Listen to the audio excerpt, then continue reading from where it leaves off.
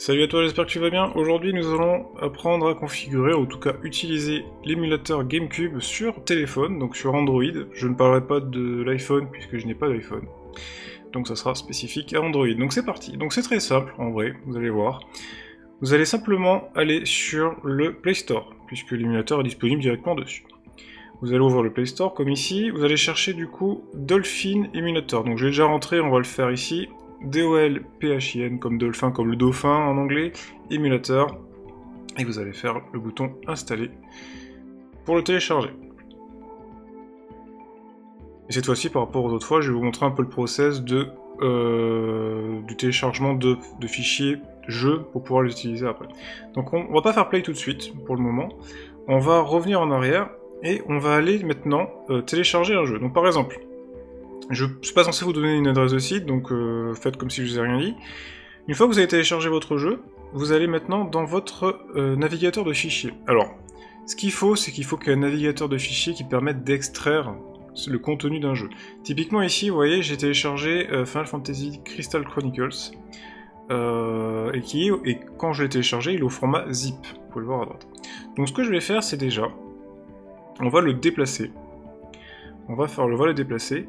Et ce que je fais toujours quand j'utilise des émulations sur téléphone, c'est qu'en gros, je prends la racine de mon téléphone, je crée un dossier qui s'appelle ISO. Voilà. Et vous pouvez voir qu'ici j'ai carrément créé des dossiers, donc pour la Dreamcast, la GameCube, etc. Je vais par exemple ici d'aller dans GameCube, je vais mettre mon fichier, voilà. Donc le fichier Final Fantasy est maintenant là. Sauf qu'il est toujours format zip. Donc ce qu'on va faire, c'est qu'on va faire un appui long. On va faire more et on va faire extraire. Alors j'utilise File Manager Plus, qui normalement est gratuit, il n'est pas complet mais il est gratuit. Il y a beaucoup d'explorateurs de fichiers qui sont disponibles sur Android, donc vous prenez celui que vous voulez. Il faut juste qu'il y ait une option qui permette d'extraire. Donc on va faire extraire. Donc là on peut choisir extraire ici, extraire dans un autre dossier en dessous, ou extraire tout, c'est-à-dire qu'on choisit à l'autre endroit. On va faire extraire ici. Donc là voilà, le fichier s'est extrait, tout va bien.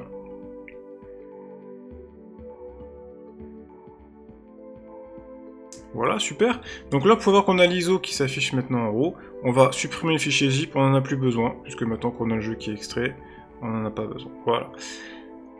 Bon, là, on est bon. Là, c'est cool, on a nos ISO, donc on va pouvoir enfin les utiliser avec l'émulateur. Donc ce qu'on va faire, c'est que je vais aller sur l'émulateur que j'ai téléchargé, donc Dolphin Emulator. Il est là. Alors normalement, premier boot, ils vont vous dire blablabla, vous faites oui, on s'en fiche. C'est juste pour les... c'est un peu le contrat comme tous les programmes, en fait.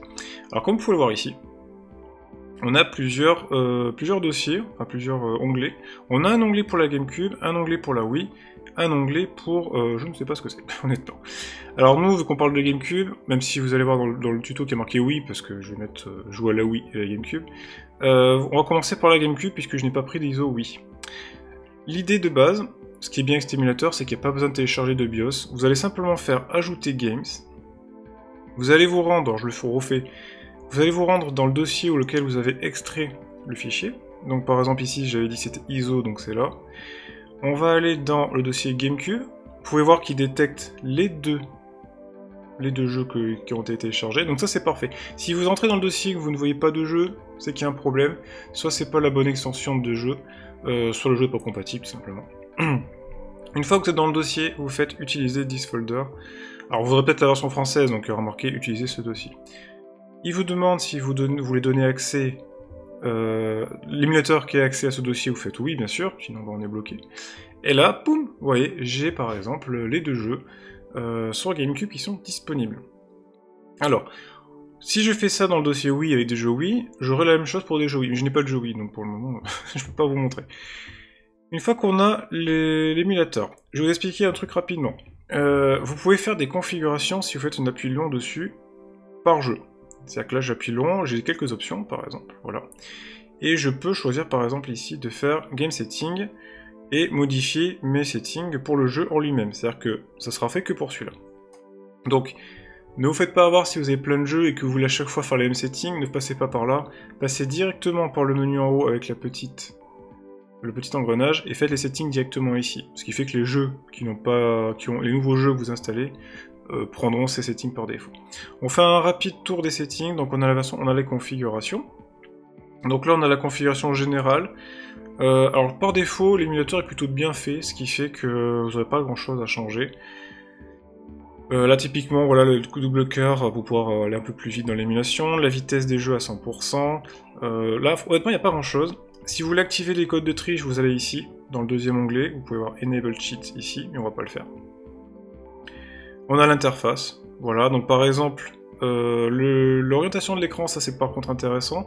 Quand vous allez lancer l'émulateur, si vous voulez que par défaut, il se lance au format portrait ou au format paysage, vous changez ici. Alors là je précise que je suis sur un téléphone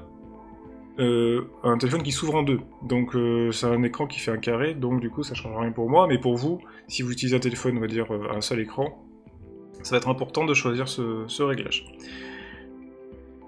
D'autres petits settings, il y a énormément de settings dans l'émulateur, on va vraiment passer outre pour aller plus vite possible. Alors du coup, l'audio, les passes, etc., ça on s'en fiche. Petite chose intéressante, je le dis en dernier quand même, si vous allez dans User Data, ou données utilisateurs en français, vous avez l'option qui vous permet de réimporter les paramètres de l'émulateur ou de les exporter. Typiquement, si vous changez de téléphone, vous avez joué à des jeux GameCube, vous avez sur un autre téléphone comme là par exemple celui-là, et un jour vous changez de téléphone, vous n'avez pas envie de vous retaper tout, vous n'avez pas envie de refaire toutes les sauvegardes, c'est simple, vous allez sur le téléphone là, vous allez faire exporter les données utilisateurs en bas, ici, vous le mettez dans un dossier, vous copiez ce dossier sur le nouveau téléphone, et quand vous allez installer l'émulateur Android Dolphin, vous ferez juste importer, et du coup vous allez tout récupérer, donc ça c'est pas mal aussi. Bon, on sort de là, on va lancer le jeu. Voilà. On peut aussi changer les inputs, hein, c'est-à-dire changer la manière dont vous allez jouer. On va lancer par exemple SSX. Là, ça affiche par défaut comme ça. Ce qu'on va faire, c'est qu'on va ouvrir le menu du jeu. Donc, moi j'ai oublié de faire ça vers le haut et appuyer sur le bouton retour. En appuyant sur le bouton retour, vous pouvez voir, on a un menu qui s'affiche. Donc là, on va aller dans Overlay Control. On va faire Toggle Control. Et là, j'aimerais afficher tout, mais j'ai un petit bug, vous inquiétez pas, vous n'aurez pas ce bug vous. C'est, je vais tout afficher. Je vais prendre tous les boutons de la manette de GameCube. Voilà. Hop, s'il veut bien, c'est stick, et on va faire OK. Et quand je vais revenir en jeu, et ben là j'ai pas de bol, ça ne marche pas, c'est magnifique. Je sais pas pourquoi ça marche pas. Setting. Ça avait marché évidemment dans la vidéo juste avant, et ça ne marche pas ici. Toggle, on va faire OK. Je vais refaire OK. Pourquoi ça s'affiche pas? Ça s'affichait avant, ça marche plus. Bon, c'est pas grave, on va passer outre, n'inquiétez pas. Donc normalement, si vous faites Overlay Control et que vous mettez Toggle Control, vous faites OK, ça vous affiche les contrôles directement sur l'écran. Donc vous pouvez utiliser les touches A, B, C, D, enfin A, B, vous pouvez toucher les touches TIC pour pouvoir tourner, etc. Le bouton Start, etc. Alors, je sais pas pourquoi ça marche pas, mais vous n'aurez pas ce problème. C'est vraiment un bug que j'ai avec le téléphone. Peut-être que ça va marcher avec Final Fantasy, on va le faire là. Je vais le lancer. Là, il n'y a toujours pas les contrôles. Si je fais pause émulation, ouvrir les contrôles, que je fais Toggle Control, ils sont déjà tous, donc c'est magnifique. Ah ben voilà, c'est bon, ça s'est affiché, pardon. Donc vous pouvez le voir ici, voilà, je peux manipuler avec mes doigts, donc l'émulation.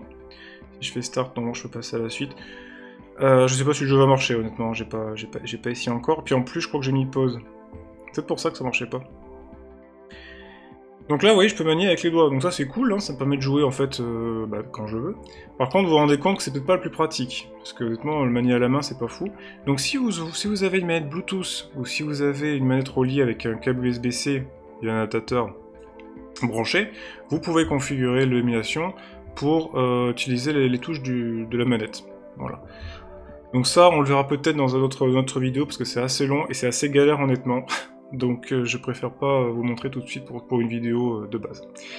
Donc voilà, donc là on a mon jeu, on peut faire une nouvelle partie, c'est parti par exemple, voilà, c'est juste pour vous montrer. Alors ce qui est bien c'est par exemple si je fais ça, je vais dans Overlay Control, si je fais Edit Layout, je crois que normalement on peut bouger, voilà, on peut bouger la position des boutons, ce qui fait que là, hop. Et dès que j'appuie sur Done au milieu, c'est configuré, je reviens en arrière, et là c'est bon. Si je peux aussi faire Setting... attendez, je crois que c'est ici ouvert les contrôles. Juste contrôle... Voilà. Ici, si vous trouvez que les boutons sont trop gros, vous pouvez baisser ou augmenter la taille des contrôles et baisser l'opacité si par exemple vous trouvez qu'ils sont trop visibles et que ça gâche un petit peu la vue, par exemple voilà. Et là vous pouvez voir que maintenant c'est un peu plus visible pour jouer. Je vous conseillerais toujours d'utiliser une manette branchée ou une manette en Bluetooth parce que c'est beaucoup mieux pour jouer. Si vous jouez des RPG, c'est pas trop grave parce que c'est plutôt lent en général dans les menus. Par contre, si vous utilisez un jeu comme SSX, vous allez devoir faire des tricks et tout, ça va être compliqué. Autant être honnête, tout ce qui utilise le tactile rend les choses beaucoup plus lentes dans beaucoup de situations. Peut-être pas pour les jeux RTS, les jeux stratégie, etc. Mais pour ce genre de jeu, c'est un peu difficile. Bon voilà, le jeu se lance. On peut faire exit émulation si je vais là. Je pense que je vous ai tout dit, enfin en tout cas de manière globale l'émulation. Voilà, si vous avez des questions, n'hésitez pas dans les commentaires. Alors évidemment, je ne pourrai pas forcément répondre à tout le monde parce que si tout le monde envoie des questions, ça va être difficile, mais voilà, n'hésitez pas quand même si vous avez un souci. L'avantage de cet émulateur, c'est qu'il n'a pas besoin de BIOS par rapport aux émulateurs Play 1 ou Dreamcast par exemple. Je pense que je ferai d'autres vidéos pour d'autres émulateurs d'ailleurs, notamment l'émulateur Play 2, mais qui est beaucoup plus compliqué à faire tourner puisqu'il faut une puissance encore plus élevée, parce qu'il s'est pas encore totalement optimisé. Voilà, j'espère que ça vous a plu, on se retrouve pour une autre vidéo, ciao tout le monde!